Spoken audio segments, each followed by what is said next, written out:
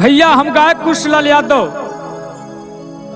आप रघुआ लोगन के चरण छू के प्रणाम करतानी, वंदन करतानी। वार्ड 47 से आदरणीय युवा प्रत्याशी जिला पंचायत सदस्य नेक दिल इंसान बड़े भैया रोहित मिश्रा जी चुनावी रण क्षेत्र में उतर गए हैं। बसपा से आदरणीय रोहित मिश्रा को आप लोग जिला पंचायत सदस्य वार्ड संख्या 47 में भारी मतों से विजयी बनाए। यही इस छोटे भाई का आग्रह निवेदन है। कहना है कि युवा के सहन हवे गरीबन के जान हो, वार्ड 47 के लग पहचान हो, विकास के काम चलवाई हो वार्ड 47 से रोहित मिश्रा के अब की बार विजयी बनाई हो। वार्ड 47 से रोहित मिश्रा के अब की बार विजयी बनाई हो। युवा के शान हमें गरीबन के जान हो, वार्ड 47 के लग पहचान हो, विकास के काम चलवाई हो वार्ड 47 से रोहित मिश्रा के अब बार विजयी बनाई हो।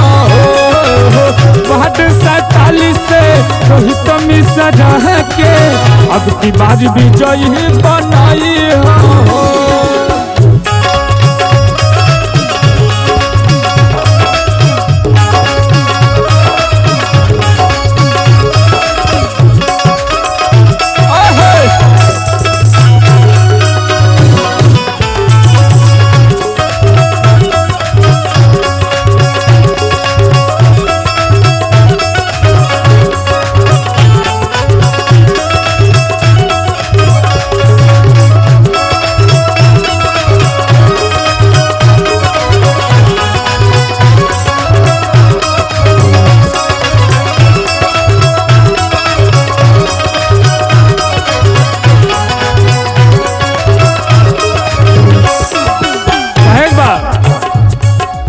तकलीफ में आदरणीय रोहित मिश्रा जी 24 घंटे आपके सेवा में लगे रहेंगे। युवा प्रत्याशी रोहित मिश्रा जी कहना है जब जब दुख पड़ी घर घर जाइए है, दुख तकलीफ में चाची खड़ा हो जाइए है कि दुखवा में सबके बहुत चाहिए है।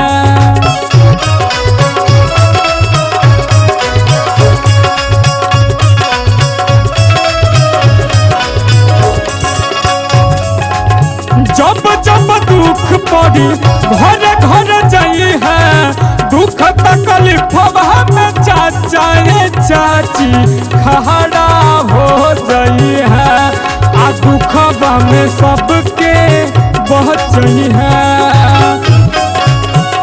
कहना है क्षेत्र के नाम बढ़ाई हो वार्ड 47 से रोहित मिश्रा के अब की बार विजयी बनाई हो।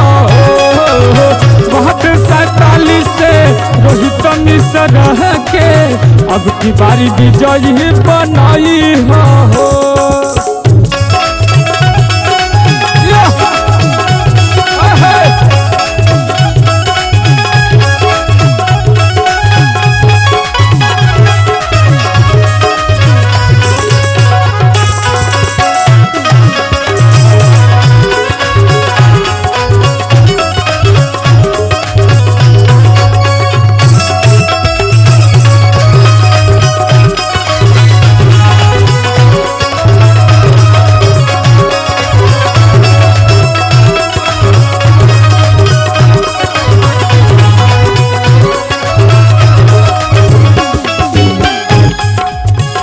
अपने युवा उम्र में ही जनता की सेवा करने के लिए ठान लिए हैं आदरणीय रोहित मिश्रा जी।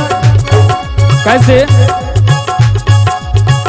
युवा उम्र में लिहल भैया ठान हो, गरीब किसानन के भैया हो भैले जान हो, आ क्षेत्र के हवे सन हो।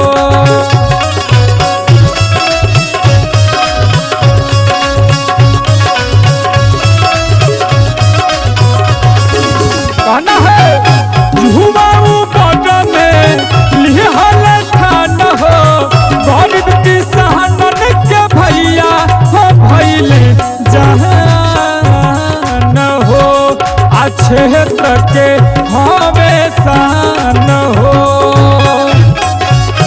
अब की बारी मूट बनाई हो, अरे बनाई हो, बाद 47 से रोहित मिश्रा के अब की बारी विजयी बनाई हो, बाद 47 से रोहित मिश्रा के अब की बारी विजयी बनाई हो। युवा किसान हमें गरीबन की जान हो, बाद 47 के लग पहचान हो। विकास के काम चलो भाई हो, बाद 47 से रोहित मिश्रा के अब की बारी विजयी बनाई हो, बाद 47 से रोहित मिश्रा के अब की बारी विजयी बनाई हो।